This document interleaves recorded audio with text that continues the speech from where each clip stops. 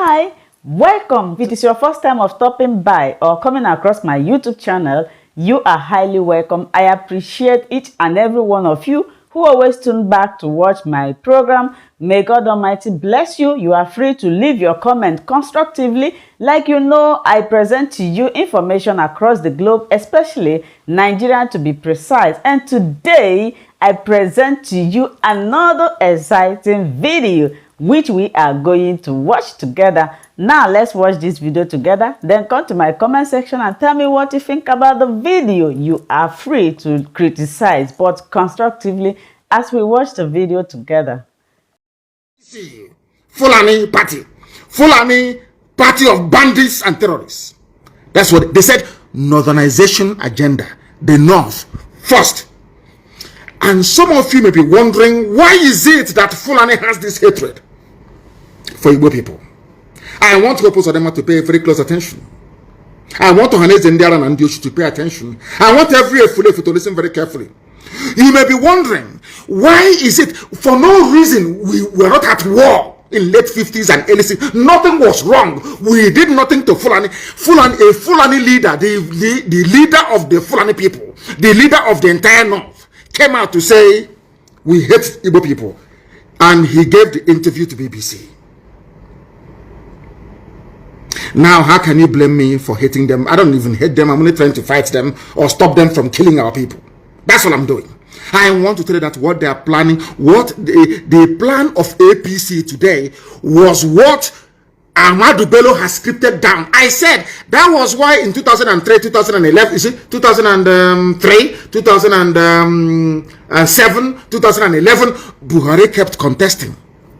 People never knew the reason why Buhari overthrew the government of Shagari. Buhari, this is his mentor.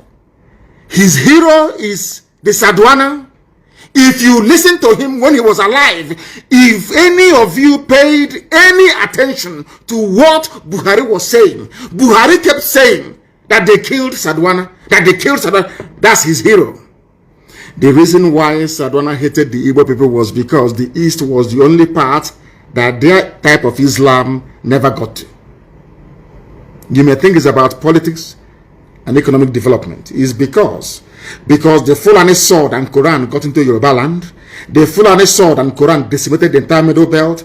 The Fulani sword and Quran got into even up to Upper Benue, but never made it to the East. That is their anger till tomorrow morning. And they will never stop. I want Wike, I want Osodemba, I want all these idiots, I want Ohaneze Ndiara and Ndioshi to pay very close attention. The reason why they keep telling you every day, stay in one Nigeria, do what you can, is because they want to conquer you. It's their job, it's in their bone marrow, it's in their DNA. This is a man who is a nationalist. The most painful thing is that Britain knew about all these things, but they kept quiet. Britain never said anything. Britain kept quiet. I want to play it for you again. This is the leader of the Fulani people. I want to tell you that the hatred they are pouring out today, the reason why Buhari can form a government and there is no Igbo man in it, the reason why they can be doing all the nonsense they are doing, customs or not, EFCC not, is because it is a grand plan. And I want you to compare and contrast the behavior of Fulani politicians with that of the idiots from your village in the south. Do you see how the Fulanis laid down a template?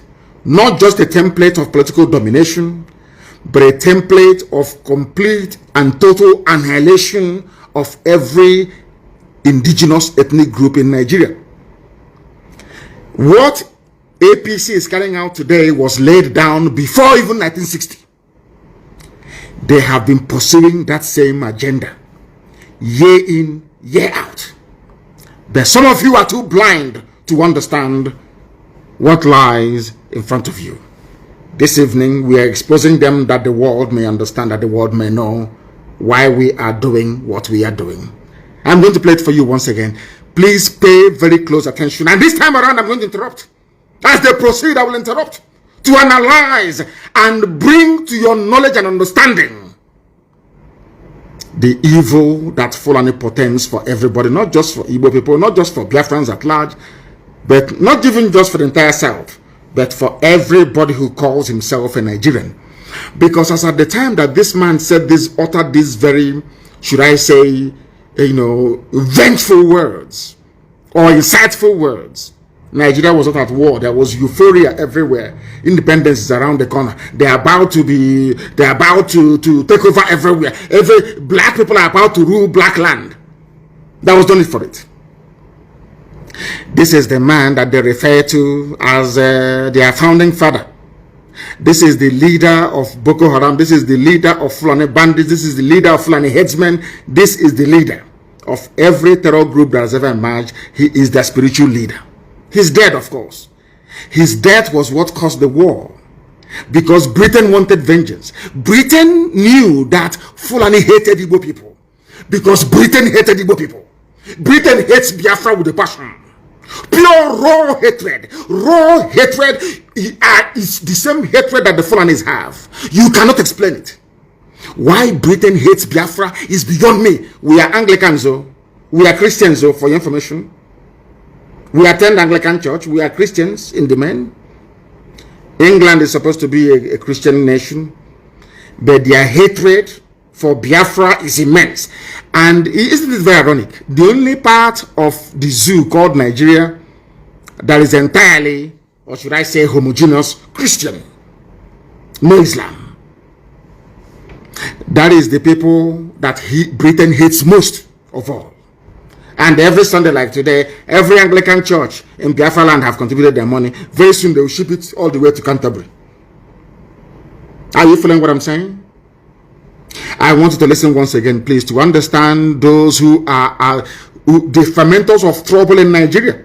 I want to prove to the world tonight that Fulani people are the originators of every problem in Nigeria. It was because of this statement and the statement that this man made at Sandhurst. That was why Nzogu killed him. Not because of any hatred for Fulani. And tell me why such a person should be parading himself as a Nigerian. In fact, even the journalist asked him, but shouldn't Nigerians be free to live anywhere they like? He said no. He said no. And tomorrow morning you sing, I pledge to Nigeria, my country. Do you see why I call Nigerians fools and animals? This is the reason why. Because they can't reason very well. I don't understand the reason why somebody should be proud of a country where those they claim shaped it are against a particular group of people. Because Islam did not get there. Because they did not conquer us. Let me play for you again. Major. Listen. Talks about killing your premier. Add on top of that the North's general hate of the East. And the North hates the East. Ask yourself why. They love Yorubas a little bit, because that's why they said we are Yoruba forest, we're not leaving, we're not going anywhere. That's what Mietiala said, a terrorist group. That now and again they go to Asorok and they collect their own share of the money. They buy more weapons, they charter private jets, they fly in the weapons, and they're in our forests, killing us every day. I want people to understand what I'm saying tonight is very, very important. Why is it that the North hates the East? What is this hatred for an Igbo man? I'm asking. Because we are hardworking, because we are blessed, because Elohim is with us, because anywhere we go to, we bring light, and we bring blessing of God upon that very place. Is that why you hate us? For no reason. Britain is aware, EU is aware, US is aware. Everybody knows.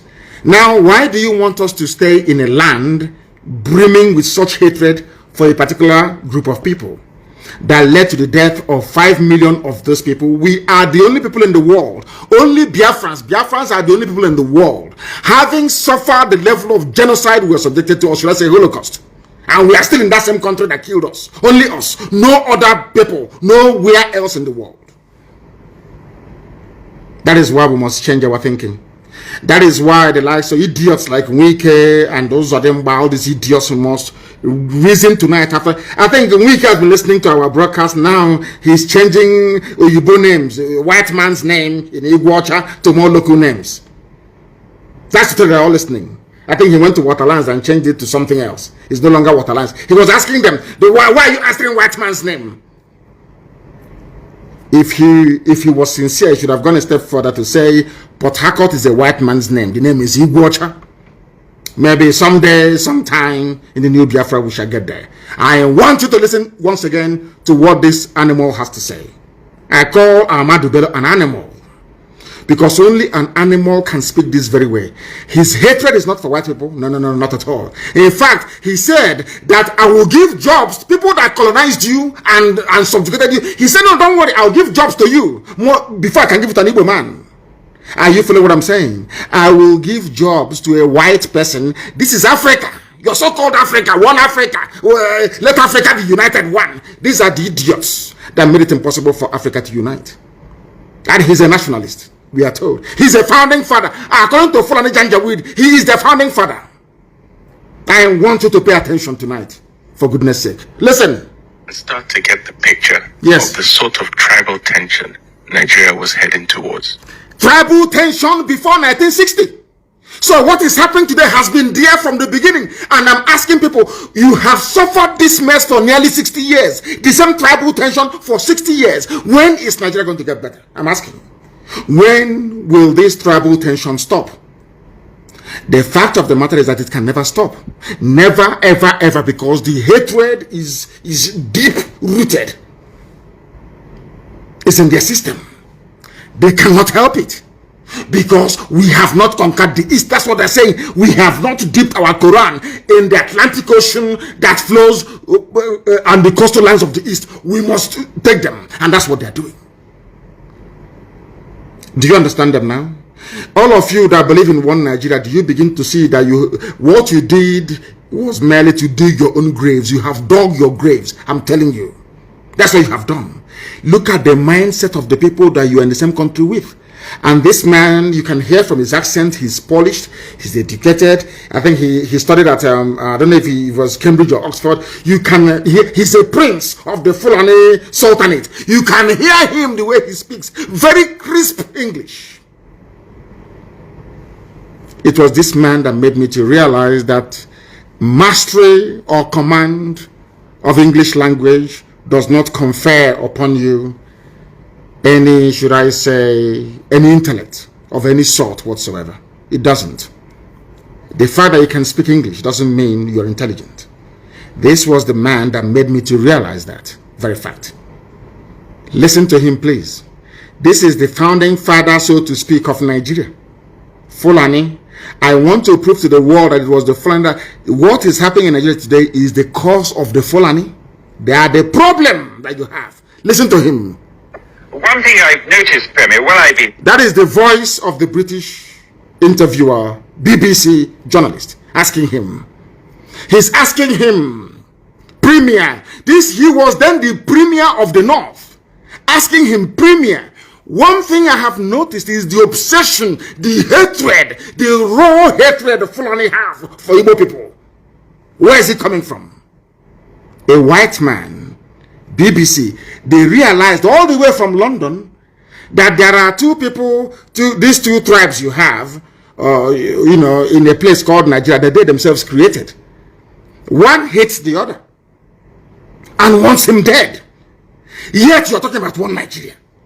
I'm asking you, with this level of hatred, on what basis, therefore, are you campaigning or championing one Nigeria, especially if you're from the East? On what basis, I ask you? How? Please explain to me. On what basis? Let us hear the journalist and the question that he had to ask. Listen. Here is that Northerners seem to have, almost call it obsession about the Igbos. Northerners have an obsession about the Igbos till tomorrow morning. That is where we are told that Ahmed Lawan, now the president of their so-called Zoo Senate, went to Imo State and was saying everybody should come and join APC. This is their plan from the beginning to conquer us from the beginning. Conquest!